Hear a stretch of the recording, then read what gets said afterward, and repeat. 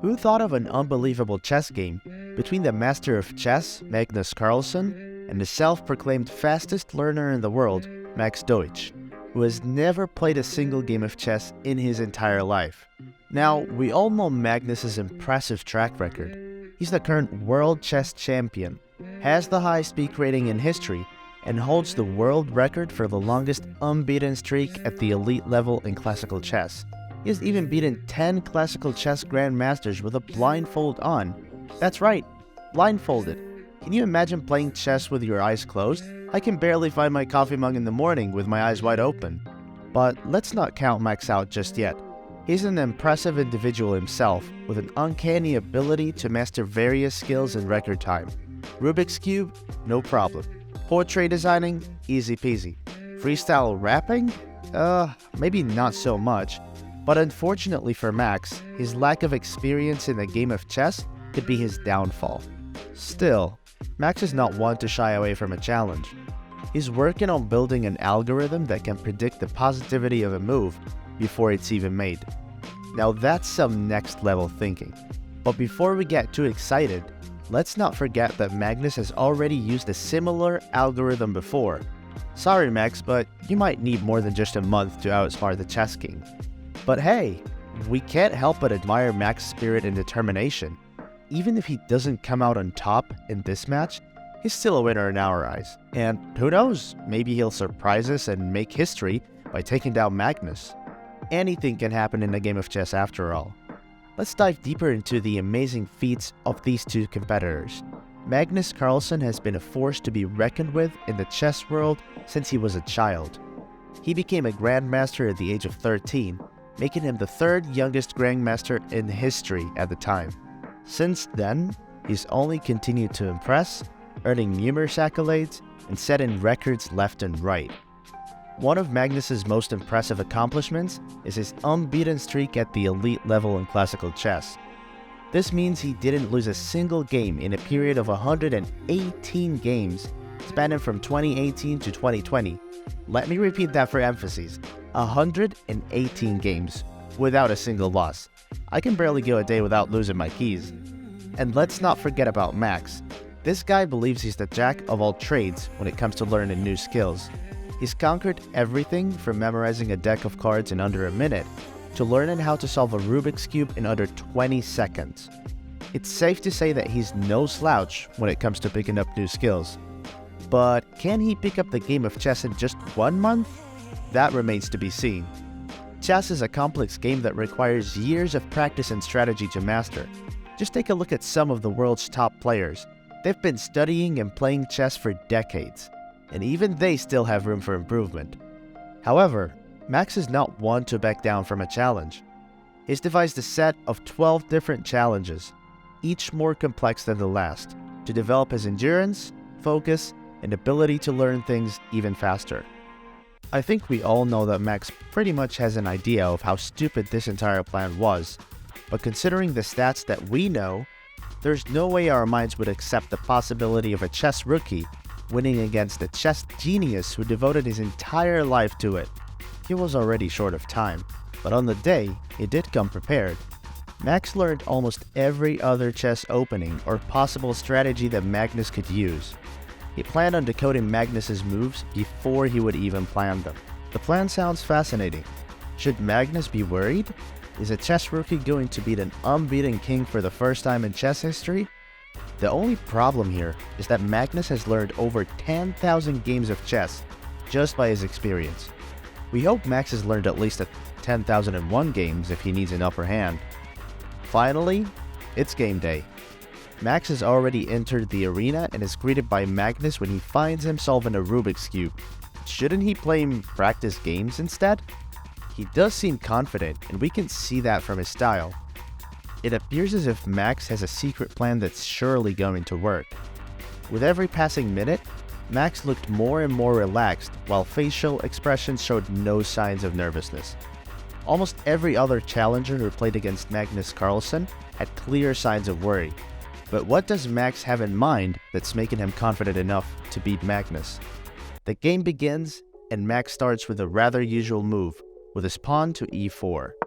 That's probably a very basic chess opening, Magnus decides to counter it with a pawn to e5, another widely used move indicating a Roy Lopez opening, from where the game is going to advance further. Surprisingly, Max's initial moves are extremely accurate and equally good are his counter moves. Seems like Max does have an upper hand against Magnus, and it is high time Magnus should start reconsidering his decision. But then, disaster. Max plays knight to d5, probably having no idea why. Magnus knows what he needs to do, capture White's pawn and take the advantage over his opponent. Magnus proceeds with his knight to e5 and further strengthens his game by moving it to g4. Max decides to make another blunder and moves his queen to f3, trying to defend the pawn and ultimately a check that was a risky move for Magnus and he was not going to make. Max's miscalculation led to Magnus deciding on moving his queen to h4, clearly making a huge threat to a checkmate. While Max now seems to be in a lot of stress, he decides to make the child move by moving his pawn to h3, defending his pawn with a pawn and reducing the possible chances of a checkmate. Magnus was already aware of that defense, and so he decides to take on Max's rook with his knight to e3. Max had no idea other than to take on Magnus's knight with his queen to e3, thus completely reducing the chances of a checkmate. Magnus didn't seem concerned and planned on proceeding with an attack mode, bringing his bishop to d4, taking on Max's knight.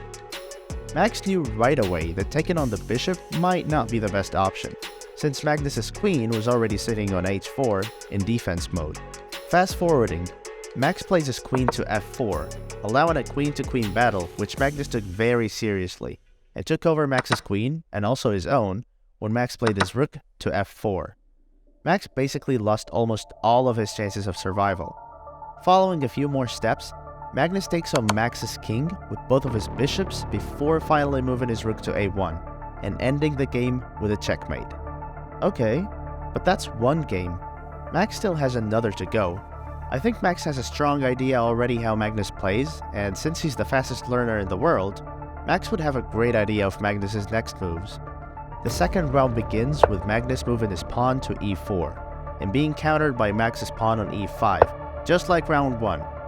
Magnus brings his knight to f3, and Max also decides to give his knight a chance and moves it to c6. After a few moves, when Max plays his bishop to c5, Magnus plays his pawn to b4, allowing Max's bishop to take over his pawn. Really clever. Max didn't realize that Magnus sacrificed his pawn to mislead his bishop before limiting it to a5 when Magnus moved his pawn to c3. Now that Max's bishop is out of the way, Magnus brings his pawn forward. After a few more moves, Max just had it. It's showtime for him. He moves his queen to f6 before his hopes of aggression are shattered by Magnus's pawn, threatening the queen on e5. The game continues, and Max makes the same blunder he made in the first game by bringing his queen to f5, where she does absolutely nothing. Why would you waste a move, Max? That was not what a fast learner would do. Magnus takes on a pawn moving his bishop to d3, when Max makes another silly move trying to pose a checkmate threat with his queen on h5 and Magnus's king resting on g1. But there seems to be one tiny problem. There is no one to defend the queen. Max didn't even think twice before making his move, and had completely neglected the knight's presence, which Magnus moved instantly to f6, not only threatening the king, but also the queen. Luckily, Max had a pawn ready to take over the knight, thus saving the queen and the king at the same time. During this entire battle, Magnus had secretly adjusted his bishop to a3, which was ready to go banana. As soon as the appropriate conditions are made, Magnus threatens Max's king with the second bishop to d7. Max had no choice but to move the king a step away before ultimately being checkmated to the second bishop on e7. After losing both of his games, we asked Max how he felt about the game, and he informed us about how the blame was on chess, like the game itself. He also told us about how keeping Magnus nervous for the last 8 moves was one victory for him. Bro, seriously?